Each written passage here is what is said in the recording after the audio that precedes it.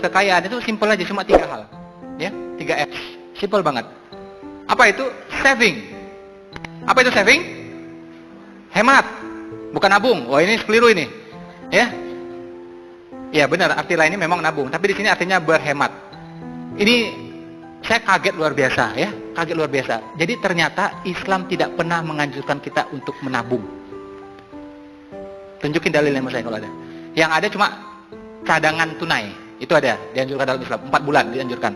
Tapi anjuran ada uang, tabung, ada uang, tabung, ada uang. Tidak ada dalam Islam. Tunjukin sama saya kalau ada. Islam rasional banget. Kalau pengen kaya apa? Dagang. Kalau pengen kaya apa? Investasi. Tidak ada perintah untuk nabung. Guru kita bilang, kalau pengen kaya nabung. Kita lihat guru kita, ternyata nggak kaya juga dia. Ya, berarti ada yang salah ini. Ada yang salah dengan ini nih. Ya, dia bilang gini, dikit-dikit lama-lama jadi bosan. Nggak kaya-kaya, bosan kita nabung itu. Nabung, coba mohon maaf ya, bunga di bank berapa?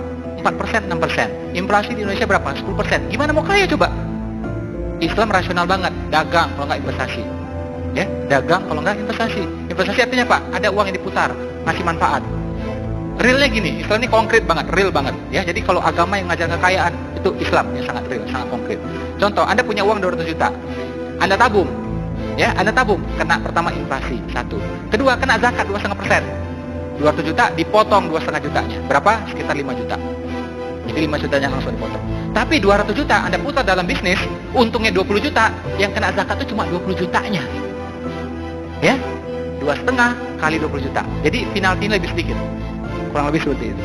Ya, jadi Islam menghargai uang yang berputar. Ya, Islam menghargai uang yang berputar. Ketimbang diam seperti itu aja. Ya, makanya saya tidak ketemu dalil yang mengatakan disuruh nabung dalam Islam. Tidak ada. Ya, tidak ada sama sekali. Yang ada adalah cadangan tunai. Laki-laki baiknya menyiapkan cadangan tunai buat istrinya itu 4 bulan penafkahan. Biar istri itu tenang. Tapi kalau tiap tanggal 28 uang habis, 28 habis. Nah, itu pasti istri deg-degan itu, ya. Istri harus dibikin tenang. Ya, karena istri dia punya namanya oksitosin, ya. Oksitosin itu hormon kasih sayang, hormon rahman rahim, ya. Kalau dia tenang, itu anak beres sama dia, rumah tangga beres sama dia. Tapi kalau dia deg-degan, kacau semuanya nih. Suami lihat dia juga nggak tenang, anak lihat dia nggak tenang. Ah, rumah tangga jadinya nggak enak. Nah, biar tenang, cobalah tanya ibu-ibu, itu ya. Kalau lagi stres, ASI susah keluarnya, betul apa betul? Tapi kalau dia tenang, semuanya beres, lancar itu ASI.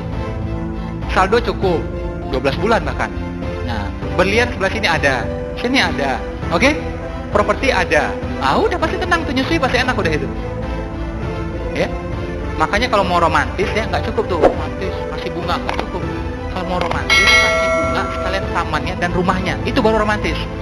Ya, itu baru romantis. Wanita boleh cari nafkah, tapi tidak ada keharusan, tidak ada anjuran. Wajib tidak, sunnah tidak. Hukumnya apa? Cuma mubah. Tapi laki-laki mesti fight cari nafkah. Makanya laki-laki dapat warisan 2 kali lipat. Kenapa? Itu buat menafkahi ya wanita-wanita di sekitarnya, ibunya, istrinya, putri-putrinya, saudari-saudarinya. Contoh, wanita belum menikah, ya, belum menikah, dia dinafkahi oleh ayahnya, laki-laki. Sudah menikah, dinafkahi oleh suaminya, laki-laki. Bercerai atau suaminya meninggal, balik lagi penafkahan ke ayahnya atau pamannya atau saudara laki-lakinya. Itu yang seharusnya. Ini laki-laki, makanya mesti kuat uangnya. Oke? Punya anak laki-laki misalnya. Setelah akhir balik, bebas sudah. Tidak harus dinafkahi lagi. Tapi kalau anak perempuan, sampai dia nikah, kita nafkahi terus. Dia nikah usia 32 tahun, artinya kita nafkahi dia terus sampai usia 32. Ya, ternyata usia 50 tahun, suaminya meninggal, balik lagi ke ayahnya. Makanya suami dapat warisan 2 kali lipat. Ya, laki-laki dapat warisan 2 kali lipat. Tujuannya apa? Menafkahi wanita di sekitarnya. Perempuan dapat warisan, dapat warisan, jalan-jalan ke Eropa. Boleh. Laki-laki nggak bisa kayak gitu. Ini uang harus dipegang ini. Untuk menafkahi wanita di sekitarnya itu.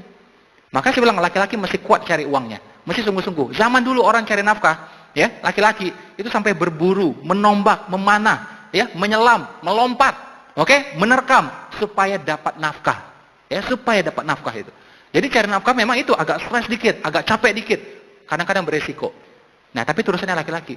Nah, wanita jangan sampai stres kayak gituan. Ya, jadi andai kata wanita cari nafkah pun bikinlah yang santai-santai, yang tenang-tenang aja. Jangan sampai stres. Kalau stres, kasih ke laki-laki, kasih ke suaminya. Makanya kalau laki-laki dibanding wanita, wanita tidak harus bisa cari uang. Yang penting apa? Bisa minta uang. Itu aja. Bisa minta uang itu aja, cukup. Ya. Ada juga wanita yang jenisnya jago nyari uang, jago banget nyari uang. Suaminya udah sembunyiin uang, dia bisa ketemu, dicari sama dia. Ya. Itu jago cari uang itu, ya. Suaminya pas tahu langsung bilang, ini uang sial ini. Ini uang sial. Udah capek-capek disembunyikan, ketemu juga uang sial, berarti udah itu. Sial beneran sudah itu, ya. Nah, jadi itu saya bilang, memang kadang-kadang rumah tangga itu rumit sedikit, ya. Rumah tangga rumit itu wajar. Kalau rumah tangga sederhana, semua itu bukan rumah tangga, tapi rumah makan itu. Oke? Ada yang ketawanya 2 menit kemudian gitu ya. Nah, itu micin effect ya. Nah. Jadi memang seperti itu. Laki-laki mesti kuat cari nafkahnya. Oke? Berhemat ini perintah buat dua-duanya, laki-laki dan perempuan, tapi lebih utama buat perempuan. Karena perempuan itu sifatnya yang menjaga. Hartanya suami, hartanya keluarga, ya, anak itu wanita yang menjaga. Jadi berhemat lebih banyak ke perempuan. Walaupun ini tidak gampang bagi perempuan. Karena perempuan manapun pasti hobi shopping. Miskin sekalipun hobi dia shopping. Ya. Nggak punya uang misalnya, uangnya sedikit, ya udah pergi ke mall cari murah-murah, karet gelang lah, apalah gitu kan. Nah, pokoknya belanja aja udah gitu, ya. Betul ini? Nah, iya pasti. Kalau wanita sehat normal pasti hobi shopping, ya. Dia ada masalah, nangis, dipeluk nggak diam, ya. Dicium nggak diam, ajak ke mall, langsung lincah banget dia itu. Itu fitrahnya wanita. Jadi kalau Anda melarang wanita untuk shopping, nggak bisa. Anda debat sama wanita, itu persis kayak install software. Nggak mungkin menang debat.